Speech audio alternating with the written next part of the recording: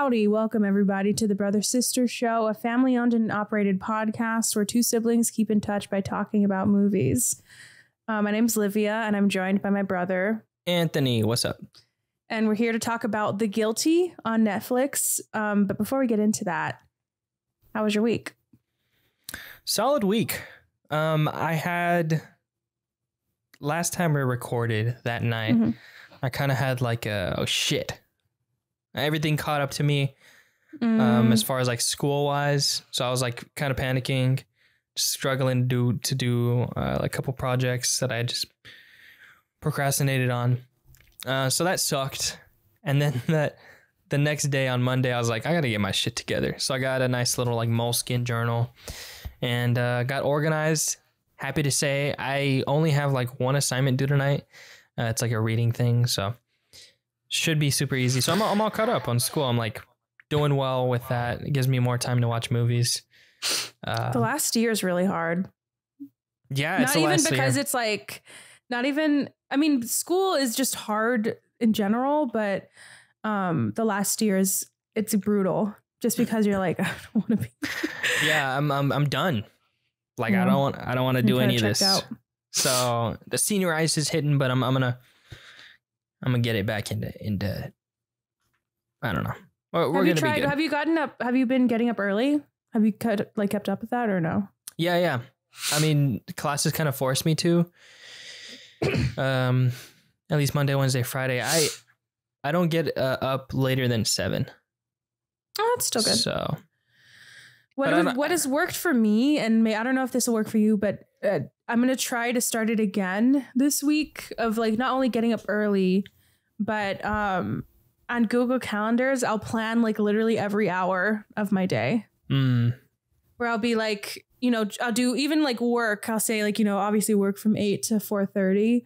And then after that, I'm like, okay, so from 4:30 to 5, I'll just sit and relax.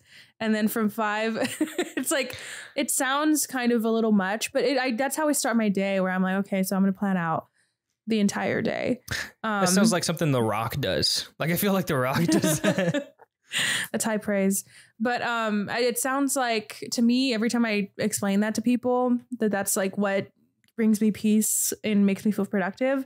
I think about that TikTok sound where the girl's like, fun fact about me, I've never been relaxed ever. Yeah. Like I have to like force myself to sit down and just relax and do nothing. But I mean, that's how I got to do things. So whatever. Yeah, but I recommend that. Or even maybe in your journal, just like writing down a list of things you have to do every day. That's what I've been doing. Yeah, that's really helpful. I think that would overwhelm me just like every single, like, because I would feel super bad if I didn't stick to it. And I feel like it's, for me, it would be hard too. I know. That's the thing I like about Google Calendars, though, and not a written down one, because you don't have to cross it out. You just move it. I like writing things, though. So that's what I've been doing. I just been writing down what I have to do for the day. Good. Then once I do it, I don't normally write a whole lot. It's normally just like school stuff. So once I'm done with it, I'm like, nice. Solid day. So that's been cool. Good.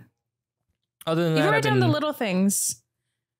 Like, like if you're like, I want to organize my vinyl collection, or I need to take a shower today, or I'm making lunch. Like even little stuff like that. It's just nice to cross something off. And people always be like, well, that's what you do every day. But like, it's at least speaking as somebody who, sometimes when I get in like a dark time in my life, it's hard to even feed myself. So like it's a win no matter what.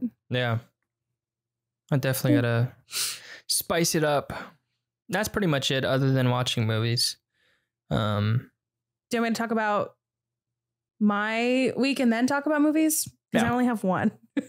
Yeah, go for it. It was pretty solid. I mean, yeah. Well, I took Friday off because it was my birthday. Yeah. And yeah, I don't know. Like, so now I'm 25. I asked mom and dad yesterday. I was like, quarter of a year. Of a year? Oh, quarter of a century. Isn't that wild? I like that though. That makes it sound like still really young. Yeah, quarter of a century. I don't know. I don't really feel that much stress about getting older though. Like 25 is kind of cool. Like I'm still cool age. You sound in denial. It's cool, right? Yeah. Please. Right? I'm still cool. And then I'm going to be like an inside when he turns 30, just like naked in his bedroom singing about how much he hates his life like that, or how much he's like not done. But yeah, I asked mom and dad, like, what's a milestone? And they were like, well, you can like rent a car for cheaper now. Because you can do it before you're 25, but now you don't have to pay extra. And I was like, oh, okay. And then mom's like, well, you're closer to 30. I was like, all right, fuck. Okay. Yeah. But I don't know. I don't feel stressed about that, like about getting older anymore. I think the thing I liked is that last year I felt like I didn't do that much for my birthday because it was still COVID, but I kind of made a big deal about it for myself.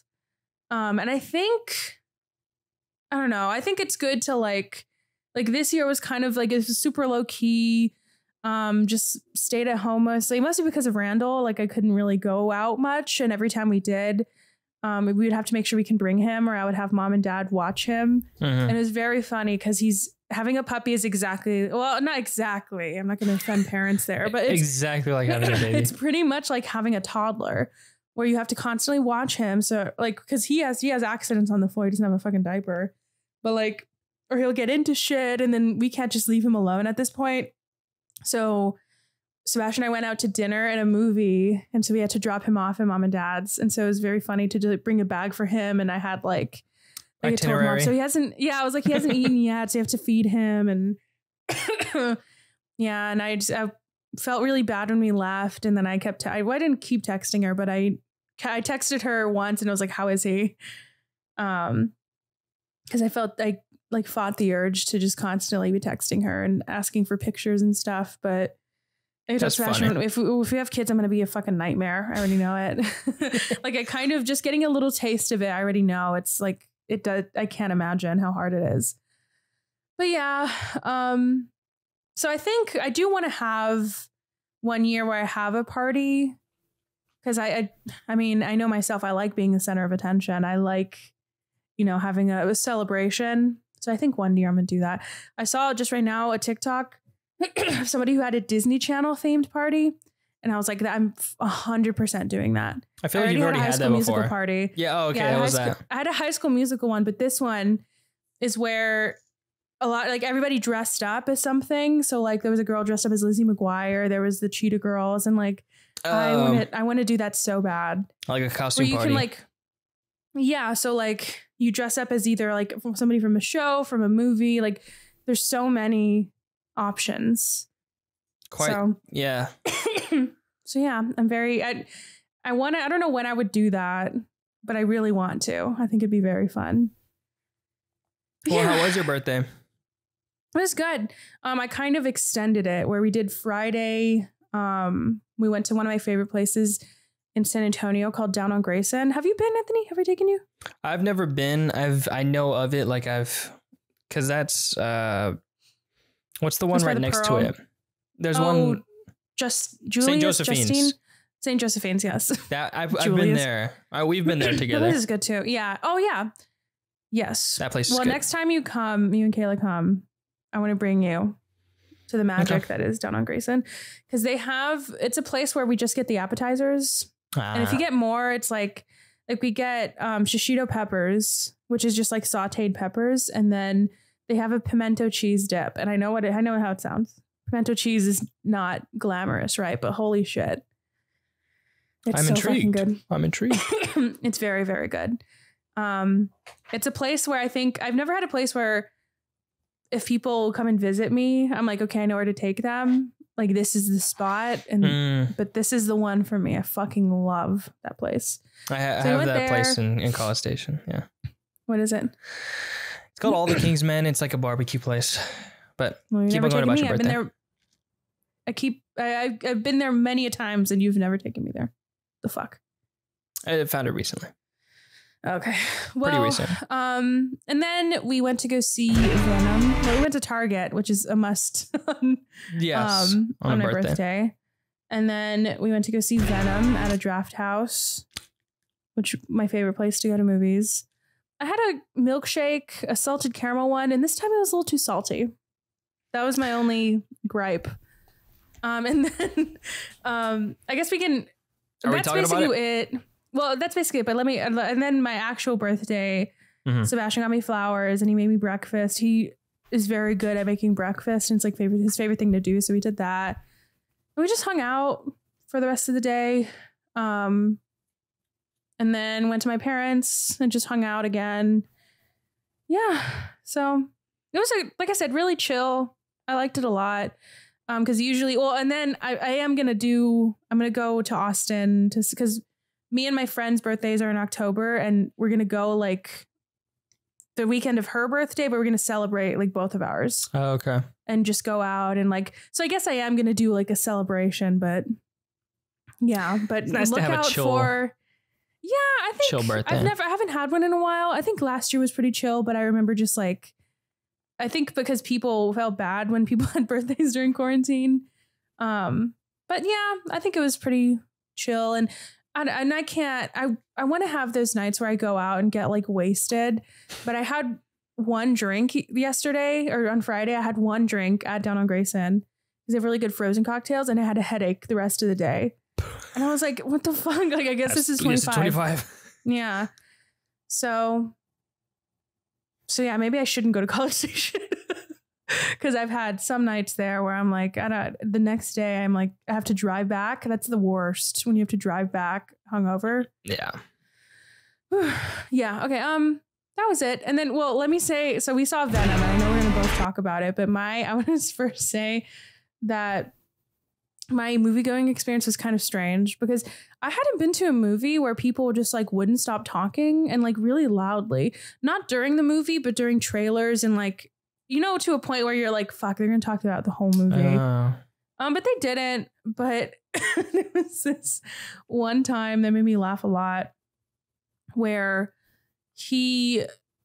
this guy behind us, we were watching the Ghostbusters commercial, trailer commercial, which I've seen that fucking trailer.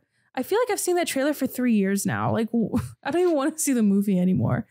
Anyways, so we saw that trailer, and it's a newer trailer that I haven't seen. I think it came out a while ago, but I just haven't seen it yet. Where at the end, they look at footage of the Ghostbusters and they see like, you know, the original ones.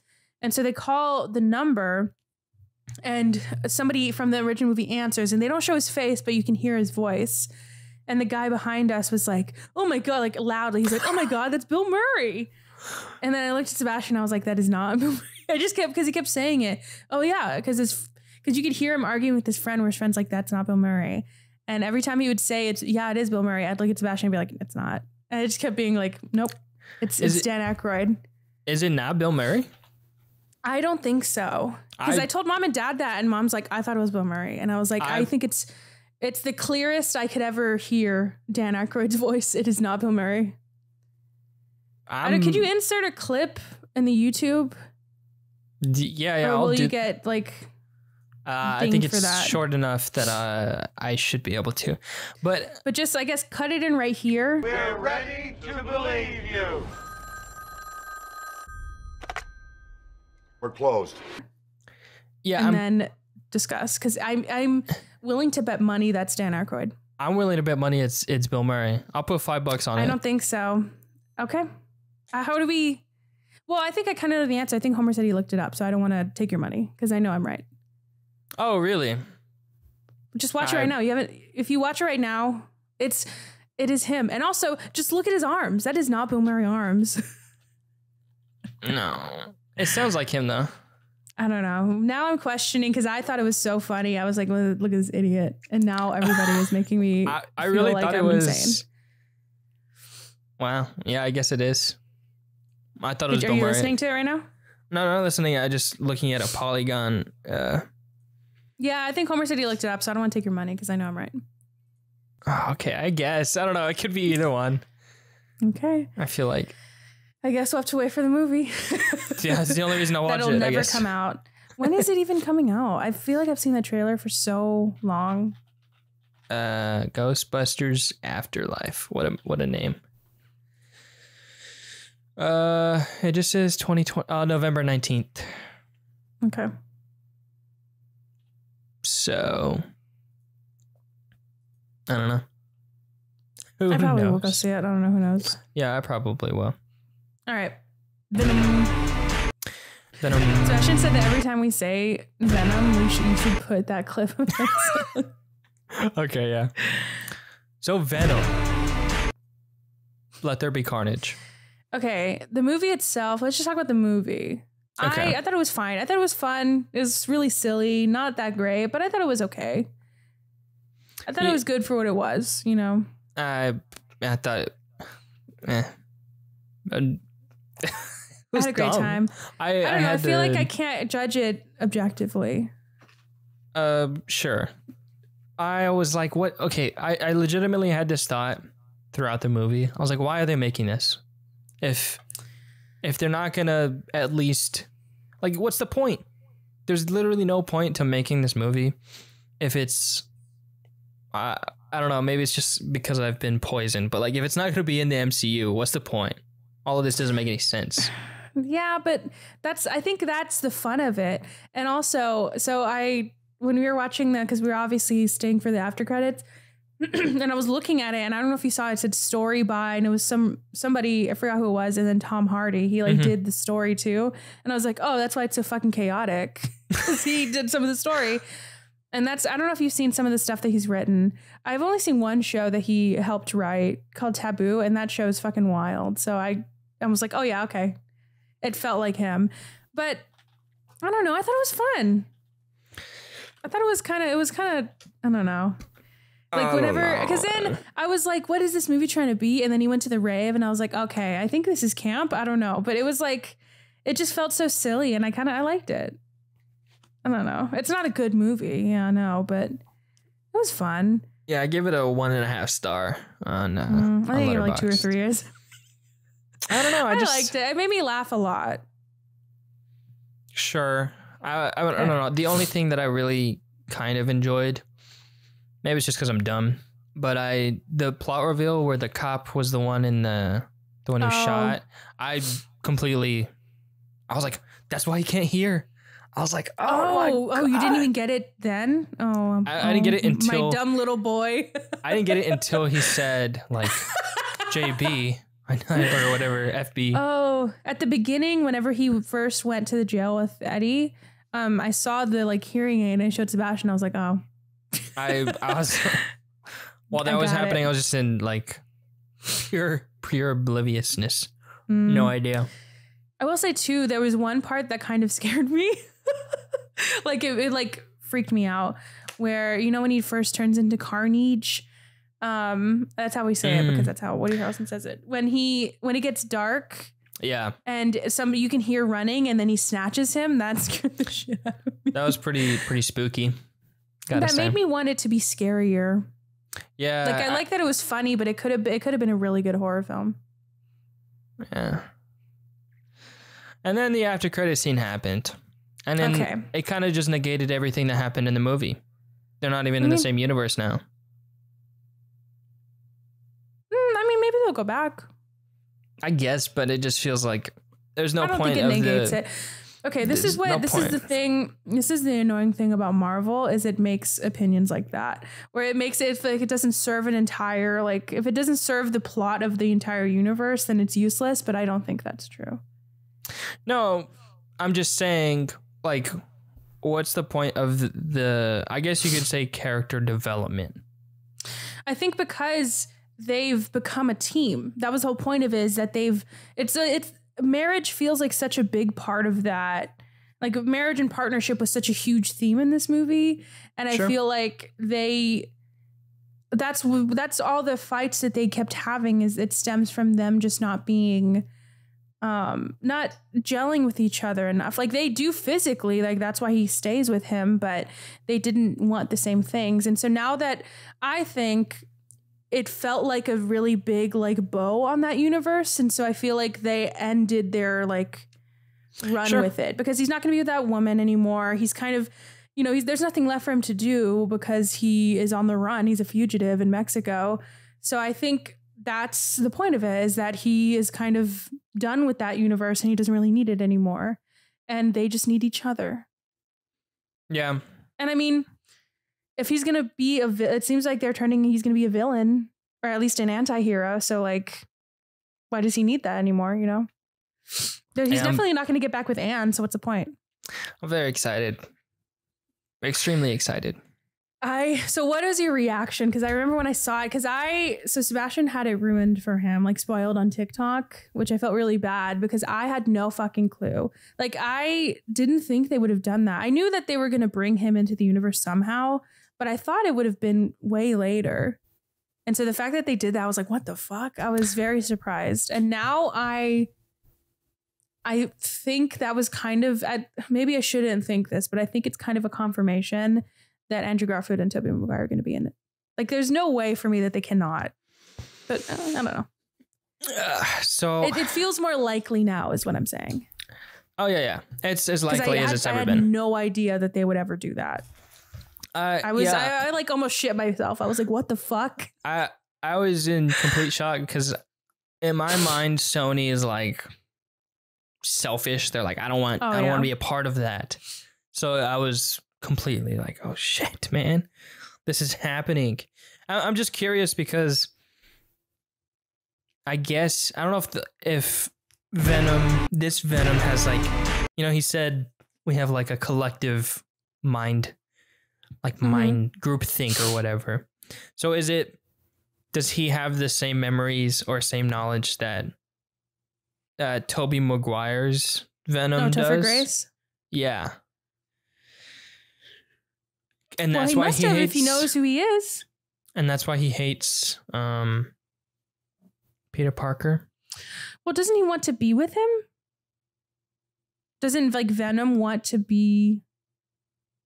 I guess. There's no way to make this not sound creepy. But doesn't he want to be in Peter? You know, he wants to like attach himself.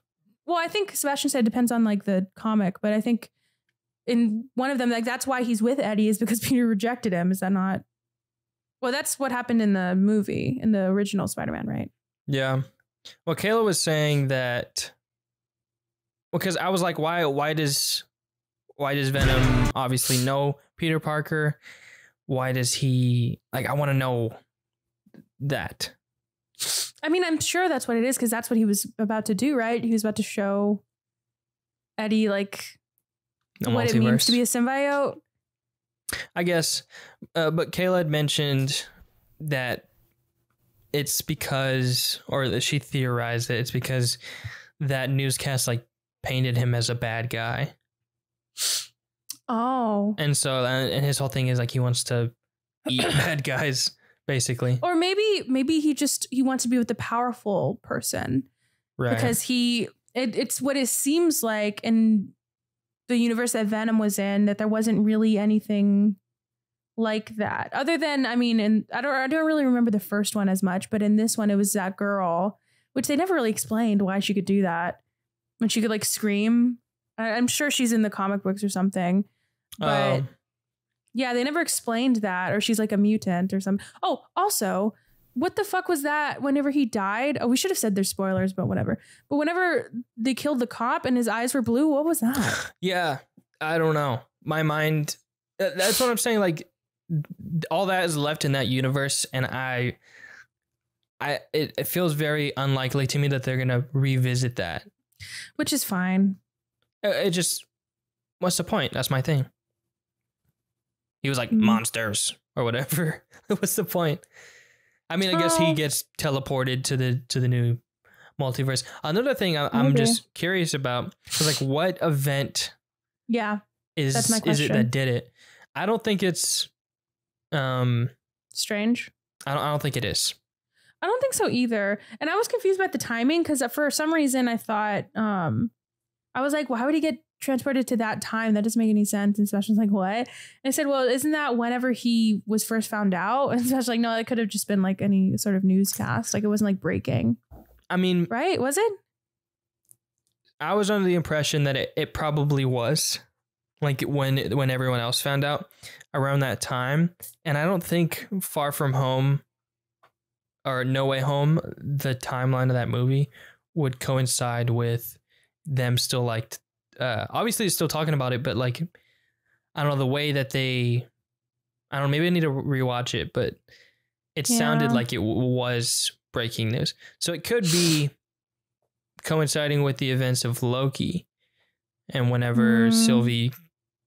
Oh, because we don't really know what happened, like when that happens, right? Yeah, and that's when we know, like, we just know it's. Oh, that could make sense because all we know is that it's after Endgame, and then for WandaVision too. That's all we know too is that it was after Endgame. So all of it is like Scarlet Witch same time becomes Scarlet Witch.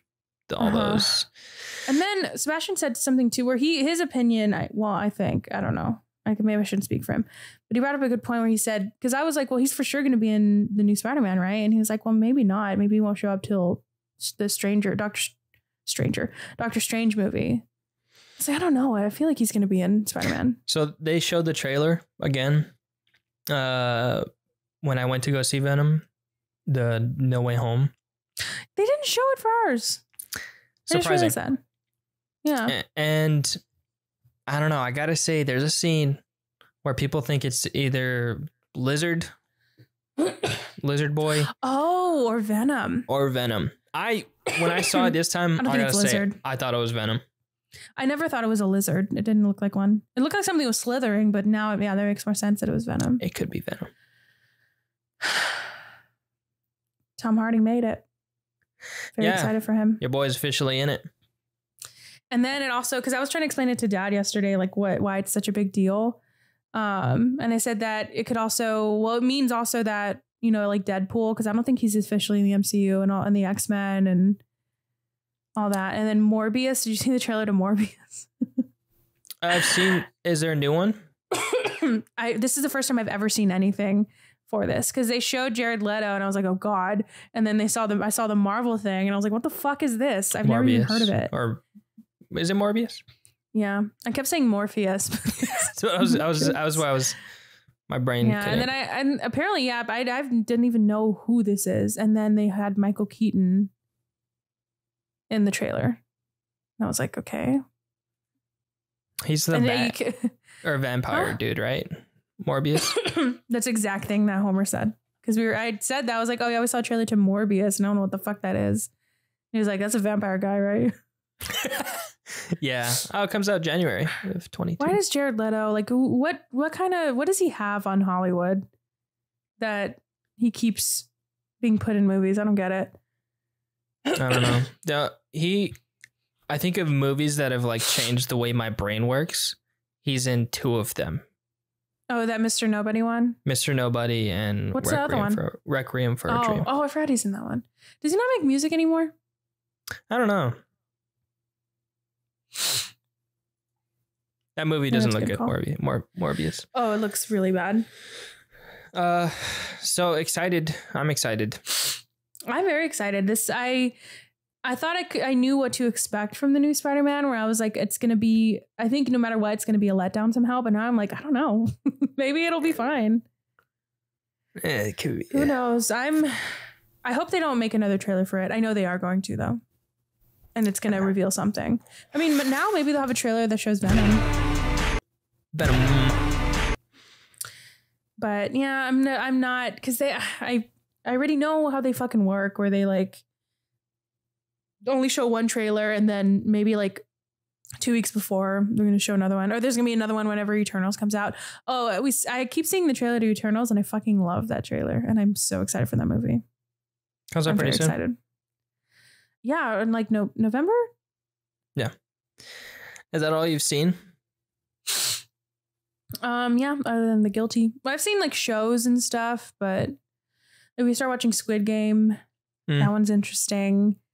Yeah, I kind of want to start. You need to watch Drew Gooden's new video on Lost, just because he talks about.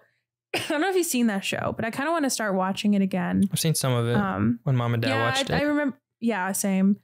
And he did a video essay on it, basically. And there's a part where he talks about the composer of Lost, like of the music, and I think you'll really like that section because he sounded like you, and how like he was like, I just want to have like spend like a few minutes on just this guy, and it was really cool the way when he talks about like, yeah, I just think you'll like it. So just at least watch it for that. But it also made me want to watch Lost because I've been getting into shows more. Right. I've been going on a tangent with movies. Sorry, go on with your movies. Gotta say, 38 followers on Letterboxd. We're up. Whoa, they heard your cries. My plea. So we're up. I'm happy. How do you have followers? I think I've said that. I've asked that before. What's your secret? It's hard. My secret. There's no secret. I just like a lot of reviews. I'll normally, whatever movie I want to watch or have watched, I'll look at the reviews. I'll go through like 5 or 6 pages of reviews, and whichever ones I like, I just like. And then you don't even comment? No, I don't see a lot of comments unless I probably won't comment on unless I can like come up with a funny comment or something unique. I'm going to try that because now I'm like, you know what? Now I'm turning into a competition where I'm like, I want followers too. I think I have like 2 right now. Go for it, man. Yeah, I think that's the secret because a lot of people don't comment. I see a lot of likes, but I comment on some. I comment on some lists too. I look at people's lists because I think it's really interesting, that aspect of Letterboxd. Yeah. But I have watched quite a bit, 7 movies, including Venom. You're like, I can't get ahead on work. I'm stressed out, but I have watched 20 movies this week, so let's get started on those. Last week was like that. I watched so much. Lego Batman movie. I said 3.5 stars. That like it just visually so satisfying to see like Legos, and it's just done so well. I have a.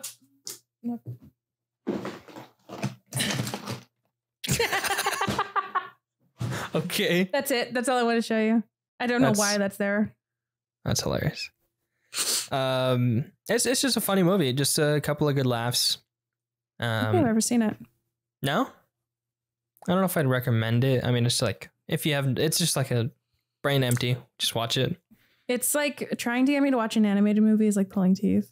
Then it's I probably wouldn't recommend it. Yeah. Then Ocean's 12. Solid. 4.5 stars. I can't believe that's your favorite. That one's my favorite. So I didn't think it could do better, but I gotta say it. I think it did, because there was a point where I was like, I legitimately do not know how these characters are gonna get out of this situation. Yeah, and then it just kept when they do that. It just kept on getting worse. I'm like, oh my gosh. But it did get to a point where I was like, a little bit too many reveals. You could get lost in the sauce. But I was like, this is like, looking back, it was a really, I really love this trilogy. So I'll go to Ocean's 13. I watched it. By itself, not that good. I gave it 3 stars. I like it. I like Andy Garcia. Yeah. So as a movie by itself, not that good, but it's such a perfect way to end the trilogy. And I think it's definitely up there for me, this trilogy. Because it's really good. Each movie has their own, like theme. One of them is, I don't know what the first one you would classify it as. It's like, I would say just like it's like a gathering of the team. Yeah, it's a solidifying that, and they're out for this job. The second one's kind of, oh shit, this guy is after us. Third one's like a revenge heist. And it's just solid. Very solid good. Movie. I also love the running gags, like how Brad Pitt's like always, he's constantly eating. Every take, he's just eating. Yeah. And then one of my favorites is Matt Damon's parents, just like helping them. I think that's very funny. My favorite is their conversation, George Clooney and Brad Pitt, how they automatically know what the other person's going to say. So like you as an audience member, you're like, what are they talking about? I also just like little moments, like whenever he's watching Oprah, or he's like, he walks in, he's watching Oprah and he's like crying. He's like kind of making fun of him, and then he starts crying. Like, what are you doing? He's like watching Oprah. Yeah, and then it all comes back. Really sweaty and nervous, and it all comes back. Oprah comes back because he like donates all the money or whatever. That was so funny. So I'm very happy that I watched these. I started watching Ocean's 8 again, but I haven't picked it up because. Have you seen it? Yeah, I've seen it. Oh, okay. Spooktober's back. It's October, so I'm doing a horror movie a day, or a thriller, I guess. So I started it strong with Jaws. My whole purpose of this is I feel like I haven't exposed myself to a lot of horror, so this is a good way to see a lot of classics. So the first is Jaws. Solid 4 stars. I think John Williams is probably his best work. Just love the fits. Fits are fire. Like that one guy, I forgot his name. Hooper, the college boy, or not college guy, but the researcher, the shark guy. Yeah. Hooper. I told Sebastian, just any outfit in this movie that he wears, please wear it. What bothered me is when he goes in the scuba suit and goes under in the cage, he hands the chief his glasses, and the chief just straight up puts it in his mouth. Oh yeah, disgusting. Foul, bro. 70s, I guess. And then I like the boat scene. I thought you would like that too. Just like the story that he told. Because I think he just like said that wasn't scripted, I think. Oh, really? I think so. There's like a lore about that where he just like kept talking. That's cool. They just filmed it or something. That's really cool. Yeah, I think I definitely see why it's a classic. Especially the music just really carried it. Hard carry for me. Same for the next one, I think, which is Night of the Living Dead. Oh yeah, I've never seen that one. Good story. 3.5 stars for me. I think. I don't want to give too much away, but I also see why it was so influential for the time. What year did that come out? Was that 70s? Night of the Living Dead is 1968. Oh shit. Okay. Very eerie. There was I don't know if there was, I was pretty creeped out. At some point I was like, yeah, I'm just like, I had to put myself in the perspective of the characters. I was like, yeah, that's pretty creepy. Pretty spooky. Like just from me watching it on my phone, I was like, this is, why are you scared, bro? But it was pretty good. Happy I saw it. And day 3, I haven't watched, which is today, October 3rd. I haven't watched it yet, but it is. Well, what did I put? I think. I don't know. I watched Venom 2. What is it? Spooktober. Oh, A Nightmare on Elm Street. Also not seen that one, but that's today. And then The Guilty. So that's a good transition into the break. Sounds good. Because someone didn't watch Requiem for a Dream. My bad. Next time. That's cool. It's all good. All right. Catch you See ya. After the break.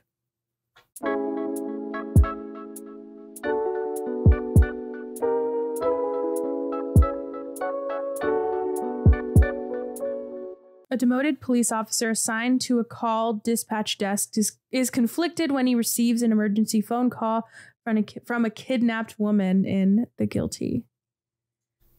Written by Nick Pizzolatto. Based on the motion picture by Gustav Moller. And Emily Nygaard Albertson. Yikes, I'm so sorry. Directed by Antoine Fuqua? Jesus Christ. I'm so sorry. Fuqua. I know how to say that last name, but it's okay. All right. Starring Jake Gyllenhaal, Riley Keough, and Peter Sarsgaard. Not Skarsgård. I was looking at the cast list last night. Also Ethan Hawke and Paul Dano. Yeah, what the fuck?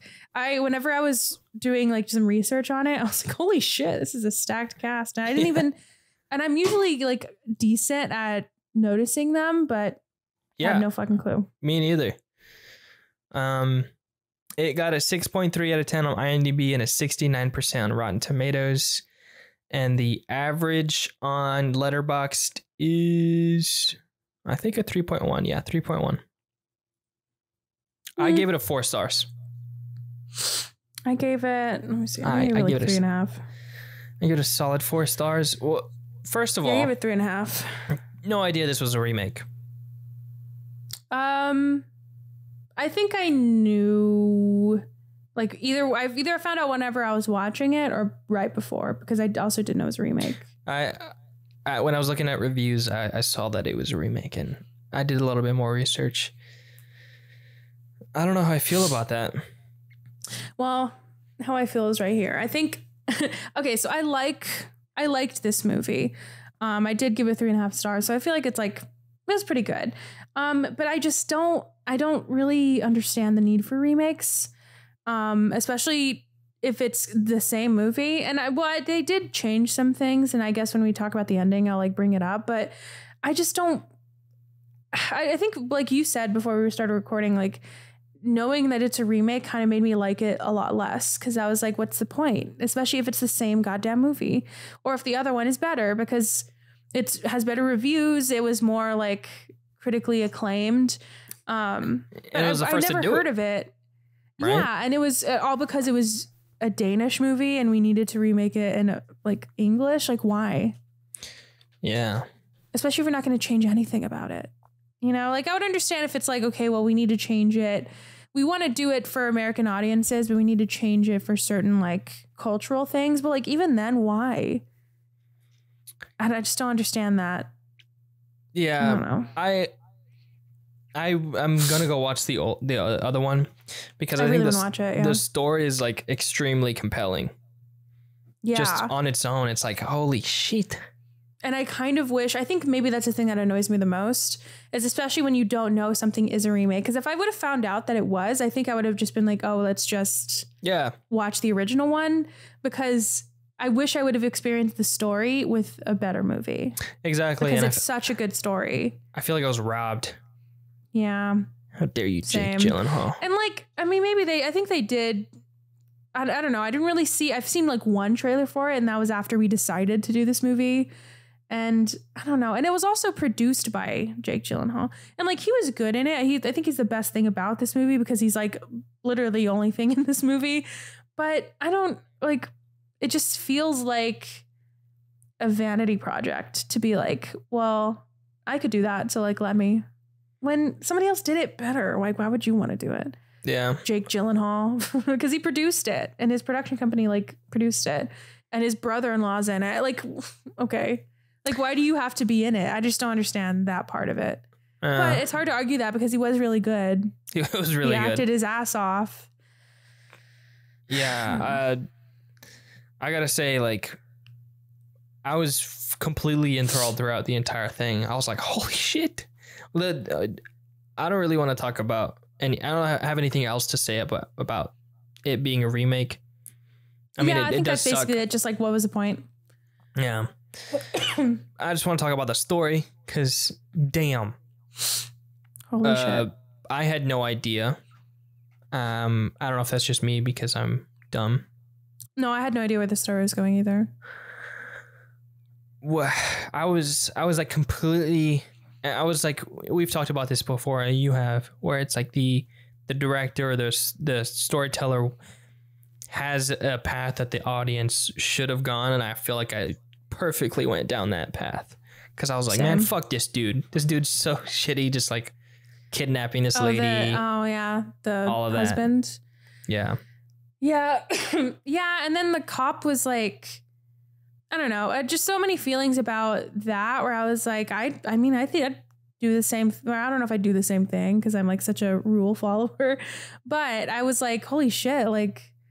I don't blame him, but also I do like that they sprinkle in the whole personal aspect of it, and how they do it. And because I hate movies where their exposition is just so on the nose, where he's well, he turns to his desk mate or the person next to him, and he's well, as you know, I'm on trial. He's not doing that. So we kind of are what is this? Why is his wife talking to him like that?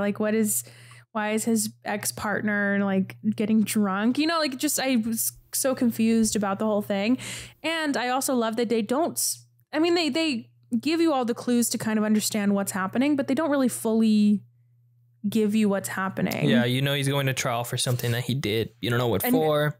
And the thing too is that, you know, he's a cop. So you're like, okay, well, I kind of know what he did, especially if he's going to trial and people hate him and his wife does not want to see him anymore. You know, like you can kind of put the context clues together, but maybe, and that's the thing where I was like, okay, so maybe this is like interesting because I mean, I don't know what it's like to be a police in, you know, like a Danish police. I don't know what the culture is there for police, but like in America, there's a very specific culture. And I don't know if I want to say culture, but there's this very specific thing that like we all kind of know, like the unspoken thing of like why police go on trial and why it's like such a slam dunk that he'll be fine. And that he thinks he even mentions that he's going to be back on the street tomorrow or something. Like we all kind of know why. And especially when he said that, I was like, okay, I know what he did. He killed somebody and he thinks he's going to get away with it because he probably is. I was so like encapsulated by the story, the other one, like the main plot line that I brain empty. Didn't care. Which, I mean, fair enough, because like it's really hard to be sympathetic for somebody like that. And I feel like they just didn't use that. And that which is frustrating because like that's probably why they wanted to remake it.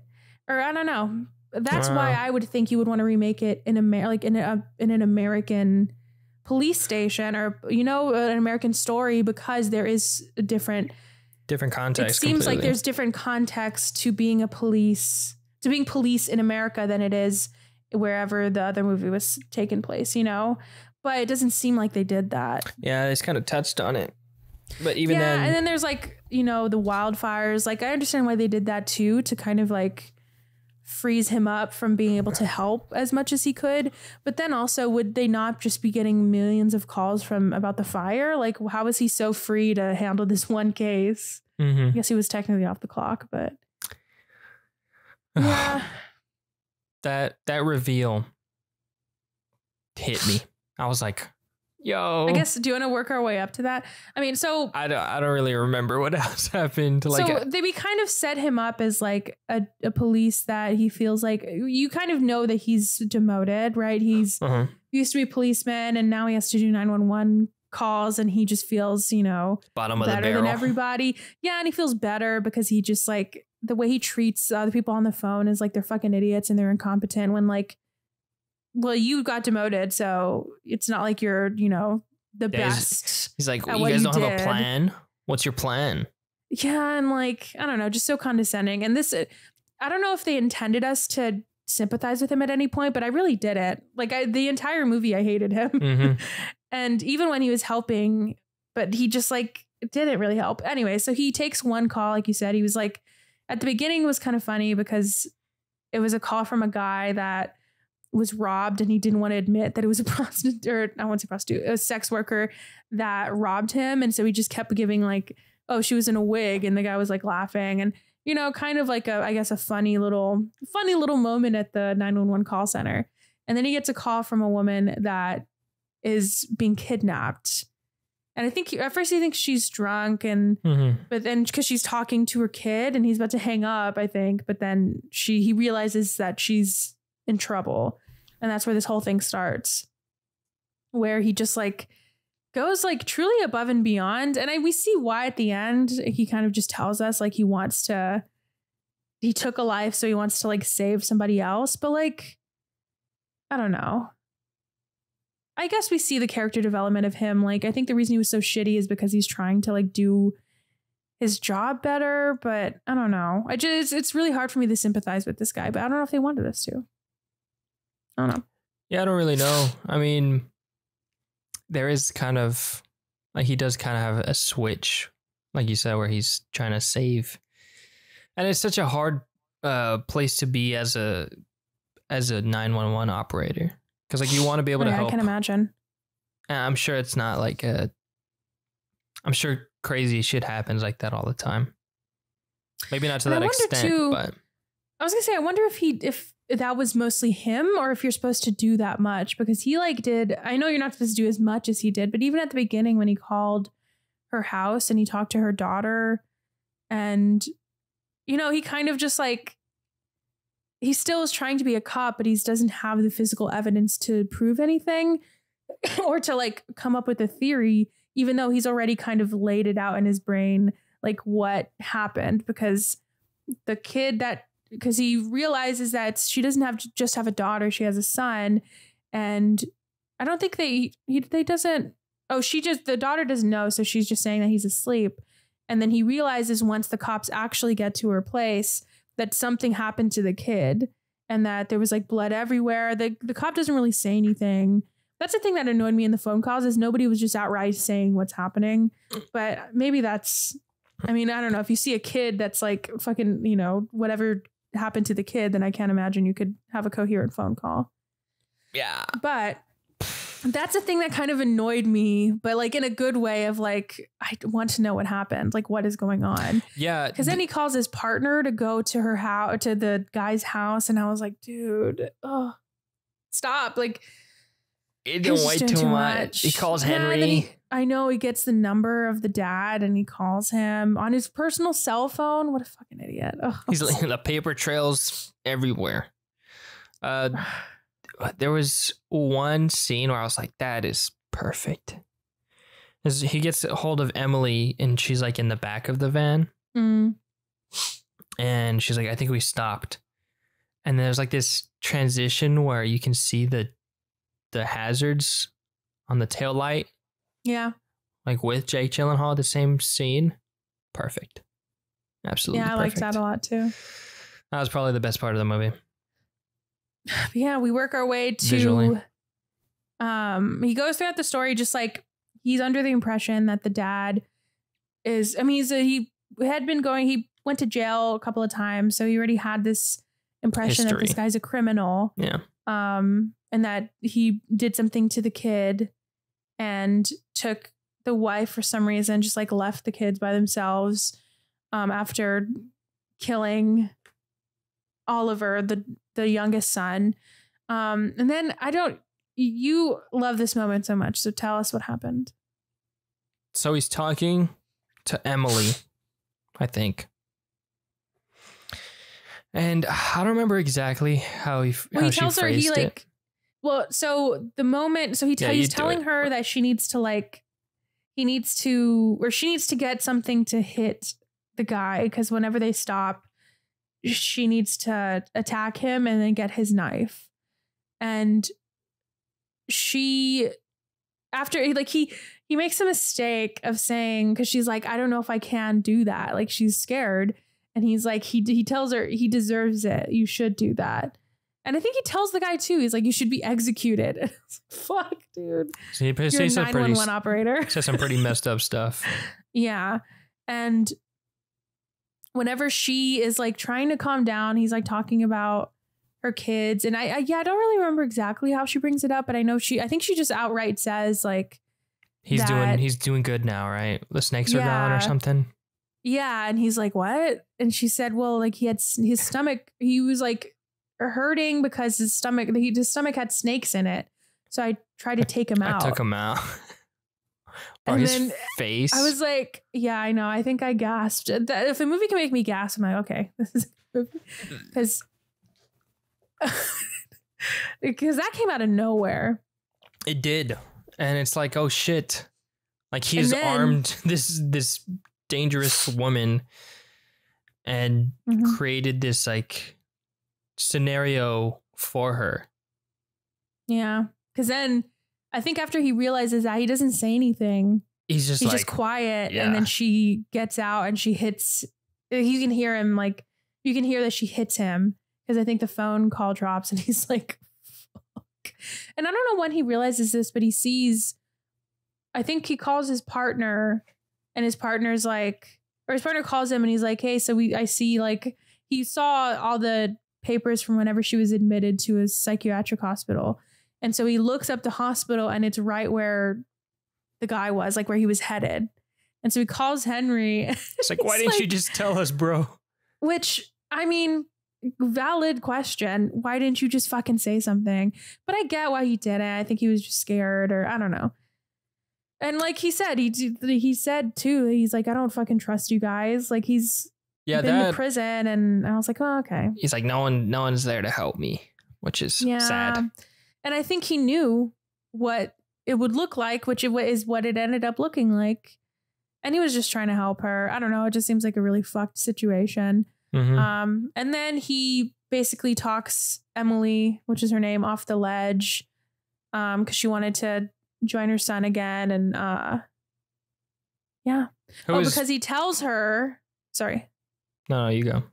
Because the reason that she, like, I think he talks her down is because she's about to jump off the freeway, and he tells her that he killed somebody. And so that's when we learn he doesn't say exactly what happened, but he said that he killed some 19-year-old kid. Did he say why? I think first of all, he says kid, and I'm like, okay, it's not a kid. Well, I guess it kind of is kid. I don't know, but it just, like, the way he said it, I didn't like. But he says that he killed a kid because he was, like, doing something to hurt people or whatever. Didn't he say that? All I remember, he was like, I don't know why I did it. Like, I just wanted to, like, I don't know. He said something like he's like a power trip or something. Yeah. Or he was angry or something. Just wanted to punish him or something like that. Yeah. Not a good reason. I mean, not that there's any good reason to kill anyone, but but maybe that's when he realized, because I don't think he kept denying it. He never said out loud, but I think that's when he realized, like, he fucked up. Yeah. And then the dispatch lady that he had been just, like, harassing the entire night called him back and said that the kid was fine, that he was in the ICU. And that she was fine, that they had her, and and then he went to the restroom and threw up. Yeah. It's a brutal night. And then I kind of like the ending where then it shows the title card, the guilty, because he's guilty. Yeah. And then it has, like, the radio saying that he pled guilty. Oh, well, we should say too that when he went to the restroom, he called. Oh, yeah. Which I didn't like this shot because he threw up and then he kept sitting next to the toilet, and I was like, fucking flush it. But it doesn't matter. But he called his partner and he basically said, like, just tell them what happened. And he was like, you're not going to see your kid again, like, if I tell them what happened. And he was like, just fucking do it. And then he called a reporter, and then, yeah, it ended. And then, like you said, they say over the radio that he got convicted for killing somebody, and that's the end. And great. I don't know. From what I can remember I've only read the Wikipedia page for the original one, and it has a different ending, kind of, where I don't know if you want me to say. Go for it. But I like I said, this is I haven't seen it, so I can't confirm, but this is from the Wikipedia page, where it seems like basically what happens throughout the movie is the same. Like, it's the same story. I think it's even the same name. Like, the kid's name is also Oliver in the movie. But how it ends is he talks her off the ledge by admitting to what he did. But I think this other one, he's not just a police, he's like a narcotics officer in the Danish one. And he says that he, like, the same thing where he killed somebody, just because he had a power trip or just because he thought the kid deserved it. And when he does this, when he's telling her this, he's still in the room with all of the other operators. So he admits to what he did and why he did it in front of all those other people. And then I think after that, and after he finds out that she is fine, the last shot is him just, like, getting up from the desk and walking away. So I think because I think that I read a review and people were like, well, this movie is definitely American because it has more of a Hollywood ending where we see him, like, it goes beyond him just, like, finishing the call, where it kind of ties up the end where he admits to what he did to his partner and he tells him not to, like, lie. And then he calls the reporter and then we see what happens to him. But I think in the Danish one, we don't see that. Like, he just admits to it. He saves her from, killing herself. And then he just, like, leaves. And I also think, this is the thing I can't confirm, but I think that the kid, like, I think he just is dead. Like, she just killed her kid. Like, it's not, the kid went to the ICU kind of thing, which also feels like very American, where they don't want to kill a kid in a movie, even if you don't see it. So yeah. That's when I read that, I was like, oh yeah, I can see how this movie is a better movie, because it it goes the dark route and it stays there. Yeah. And I respect that a lot more than tying up the end perfectly. Yeah. I gotta watch it. Good movie. Good plot. Yes. Good plot. Jake Gyllenhaal is very good in it. It has a very stacked cast, surprisingly. Like, I think Ethan Hawke played his partner. Yeah. It's so weird, though. I didn't recognize any of these people. Very surprised. Yeah. Part of me, though, I kind of wish that they wouldn't have casted Jake Gyllenhaal. I think it would have been a really good debut for somebody. Mm. But I don't know.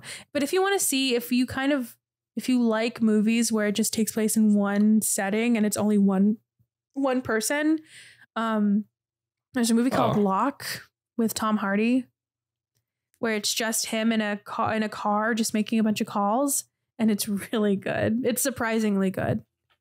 Interesting. And it's literally that's literally it. There's a plot, obviously, but it's just him making a bunch of different phone calls. Added it to the watch list.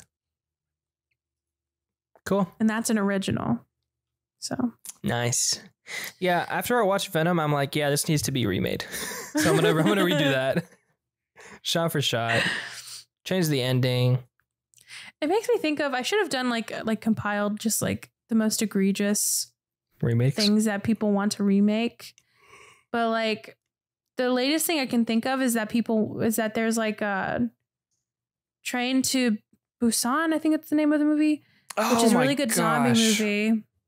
And they want to remake it in America. They want to do an American remake. And I'm like, why? And I think they want to do Parasite. Am I making that up?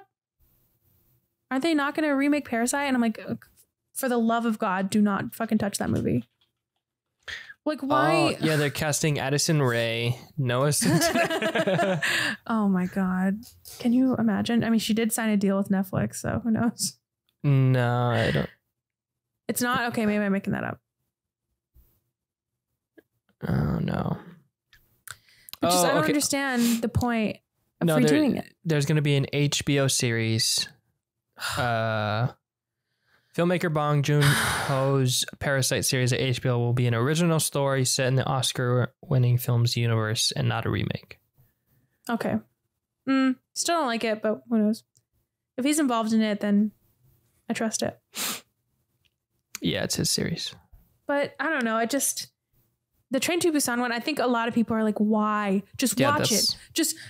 It's like what he said, what Bong Joon-ho said in his Oscar speech, where he's like, just fucking read subtitles, you idiots. Like, it's not hard. And they even dub shit now. And sure, the translations, like I keep hearing stuff about Squid Game's translations are not great. But like, even then, you're at least still watching the original and you're not trying to remake it for dumb Americans. Yeah. I don't know. So stupid. So watch originals. I guess that's the point of this.